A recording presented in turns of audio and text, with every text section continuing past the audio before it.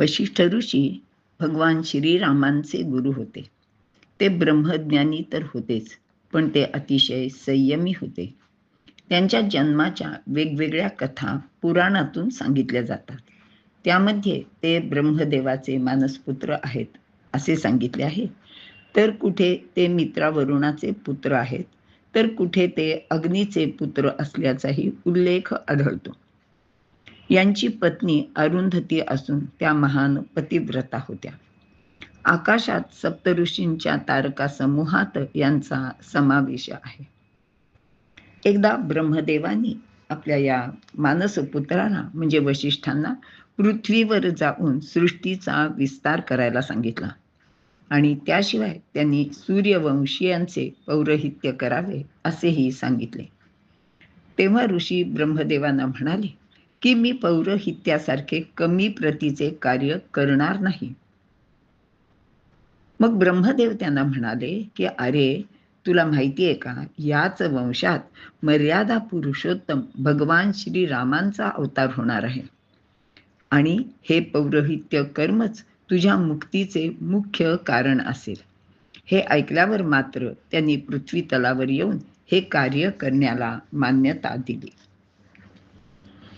ऋग्वेदाच्या 7व्या अध्यायात सांगितले आहे की ते सर्वप्रथम सरस्वती नदीच्या किनारी आले आणि तेथे आपला आश्रम स्थापन केला. त्यानंतर ते यमुना किनारी गेले आणि नंतर मग शरयू काठी त्यांचा आश्रम होता व शरयू नदीकाठी असलेल्या या त्यांच्या गुरुकुलात हजारो विद्यार्थी शिक्षण घेत असत. यात सर्वसामान्य विद्यार्थ्यांप्रमाणे राजकुलातील राजपुत्रांचा सुद्धा समावेश असे. या महान ऋषींच्याकडे कामधेनूची कन्या असलेली नंदिनी नावाची एक गाय ही होती. ती कामधेनूप्रमाणेच सर्व गोष्टी त्यांना सर्व इच्छित गोष्टी देत असे. आणि ह्या कामधेनूवरूनच नंतर विश्वामित्र आणि वशिष्ठ यांच्यामध्ये जे काही वादविवाद झाले ते आपण नंतर पाहू. तत्पूर्वी आपण वशिष्ठांनी सूर्यवंशीयांचे पौरोहित्य करताना काय काय कार्य केले हे पाहूया. यांनीच भगीरथ राजाला उपदेश केला आणि सांगितले की स्वर्गातील गंगा पृथ्वी तलावर आण, आणि त्याची प्रेरणा सुद्धा त्यांनीच दिली, ज्यामुळे त्यांच्या वंशातील पूर्वजांचा म्हणजेच सगर पुत्रांचा उद्धार झाला. ही लोककल्याणकारी नदी सर्वसामान्य लोकांच्या अत्यंत उपयुक्त आहे. तिचे वर्णन ज्ञानदेव करतात. फेडीत जगाचे पापताप, पोखीत तिरीचे पादप. लोकांचे पाप निवारण करण्याबरोबरच आजूबाजूचा परिसर सुजलाम सुफलाम करते. याच वंशातील राजा दिलीप याला पुत्रप्राप्तीसाठी गोसेवा करण्यास सांगितले होते. राजा दिलीप याने नंदिनी नामक गायीची सेवा केली आणि त्यानंतर त्यांना पुत्रप्राप्ती झाली. तोच राजा रघु. त्याच्या नावावरूनच या वंशाला रघुवंश असे नाम प्राप्त झाले. नंतर या रघुवंशाचे पुढील पिढ्यांमध्ये राजा दशरथाला पुत्र होत नव्हता. खरं तर तो अतिशय पराक्रमी होता. त्याच्या राज्यातील लोकही खूप सुखी होते.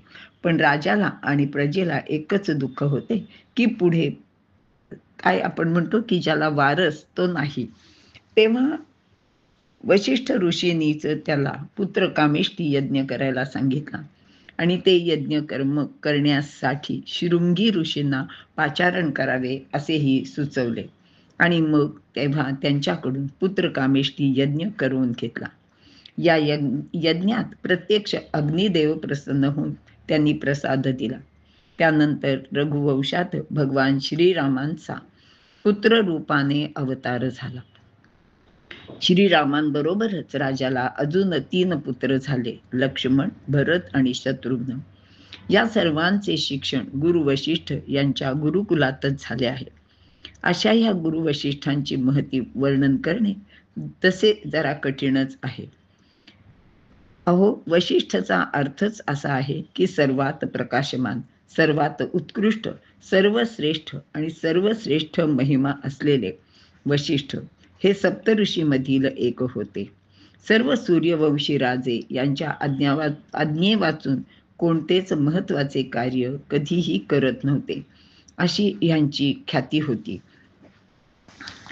आता वर सांगितल्याप्रमाणे आपण कामधेनूची कन्या नंदिनी यांच्याकडे होती. एकदा गाधी राजांचा पराक्रमी पुत्र कौशिक म्हणजेच विश्वामित्र त्यांच्या अनेक शिष्यांसह त्यांच्या आश्रमात आले. वशिष्ठांनी त्यांचे यथोचित स्वागत करून त्यांच्या भोजन निवासाची सोय केली. ते पाहून त्या राजाला फार आश्चर्य वाटले. ते म्हणाले की तुमच्यासारख्या आश्रमवासी एखाद्या ऋषींच्याकडे एवढे सर्व साहित्य आणि एवढे सगळं कसं काय आहे, मला तर आश्चर्यच वाटते.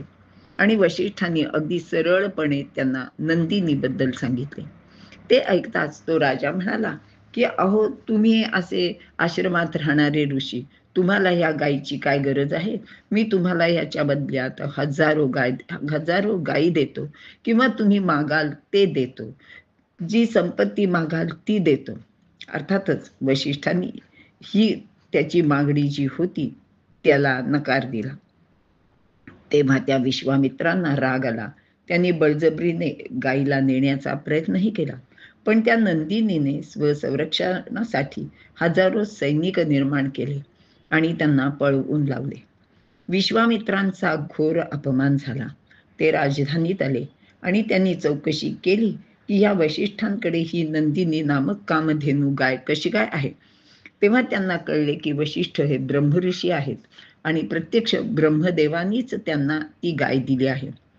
मग काय, विश्वामित्रांनी राज्य सोडून लगेच वनाचाच रस्ता धरला, घोर तपश्चर्या केली. पण त्यांच्या घोर तपश्चर्येत अनेक वेळा विघ्ने आली.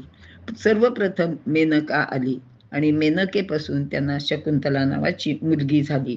केलेली सर्व तपश्चर्या वाया गेली. त्यानंतर त्रिशंकूने त्यांना भरीला घालून यज्ञ करविला आणि त्याला सदेह स्वर्गात जाण्यासाठी ह्यांनी आपली सर्व तपश्चर्या पणाला लावली. दुसऱ्यांदा यांची तपश्चर्या वाया गेली. त्यानंतर सूड घेण्याच्या निमित्ताने त्यांनी वशिष्ठांच्या पुत्रांना ठार मारले आणि अनेक वर्षांची तपश्चर्या अशा प्रकारे त्यांनी वाया घालवली. यानंतर मात्र त्यांनी सूर्याची आराधना केली. गायत्री मंत्राचे प्रथम द्रष्टा म्हणून विश्वामित्रांचे यश वशिष्ठांना जेव्हा कळले तेव्हा ते विश्वामित्रांना आपणहून भेटायला गेले होते. मनाचा समतोल कधीही न ढळता आपले कार्य करणारे वशिष्ठ गुरूंना म्हणूनच सर्वत्र मान्यता प्राप्त झालेली होती.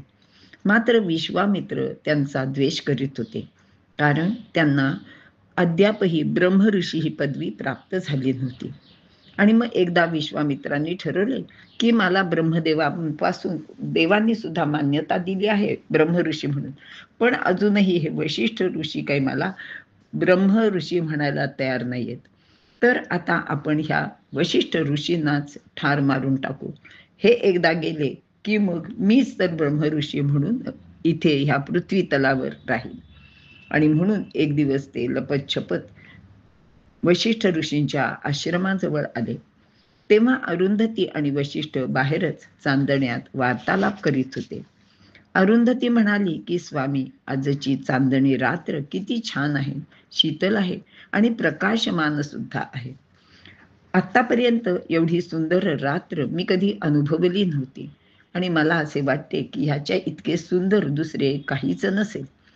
तेव्हा वशिष्ठ म्हणाले की अगं हो, ही रात्र तर खरंच सुंदर आहे, पण मला तर असे वाटते की ही विश्वामित्रांच्या तपश्चर्येसारखी प्रकाशमान आणि शीतल आहे.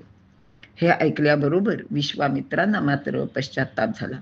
त्यांनी वशिष्ठांचे पाय धरले, त्यांची क्षमा मागितली. तेव्हा वशिष्ठांनी त्यांना ब्रह्मऋषी उठा असे म्हणून आलिंगन दिले, कारण आता इथे त्यांचा अहंकारही संपला होता. अहंकार संपल्यानंतरच त्यांना ब्रह्मऋषी ही पदवी प्राप्त झाली. असे हे गुरु वशिष्ठ होते. आता वशिष्ठांची पत्नी अरुंधती, तर अरुंधतीचा अर्थ असा आहे की जी पतीला कधीही सोडून जात नाही, त्याला कधीही कोणत्याही बाबतीत विरोध करत नाही, अशी ही अरुंधती आहे. म्हणूनच नववधूला सासरी जाताना तू अरुंधती सारखी हो असा आशीर्वाद दिला जातो. या अरुंधतीने देवांना आणि ऋषींना धर्मोपदेश केला असे भीष्माचार्य महाभारतात सांगतात. ऋषी तर्पणात तिचा उल्लेख आहे. वशिष्ठांनी ऋग्वेदात वरुणाला उद्देशून लिहिलेल्या सूक्तांना फार महत्त्व आहे, कारण ती उत्कट भावनेने भरलेली अशी उदात्त सूक्ते आहेत. हे पाहता ते भक्तिपंथाचे आद्य प्रवर्तक ठरतात. ते किती सामर्थ्यवान होते याची एक गोष्ट सांगितली जाते की त्यांनी एकदा आपले श्रेष्ठत्व सिद्ध करण्यासाठी कमंडलूतून पावसाच्या पाण्याप्रमाणे पाणी वाहवले. त्यांच्या छातीतून सूर्यप्रकाशासारखा प्रकाश येत असे आणि अगदी शेषाऐवजी त्यांच्या हातातील दंड सुद्धा पृथ्वीचा भार वाहू शकत असे. याचा उल्लेख ज्ञानेश्वरीत आलेला आहे. असे हे वशिष्ठ ऋषी यांनीच 27,000 पेक्षा जास्त श्लोकांचा योग वासिष्ठ हा तत्वज्ञानावरील सर्वात प्राचीन ग्रंथ निर्माण केला किंवा लिहिला. यातील तत्वज्ञानाचा उपदेश गुरु वशिष्ठ यांनी श्रीरामांना सांगितले. तेच योग वशिष्ठ म्हणून प्रसिद्ध आहे.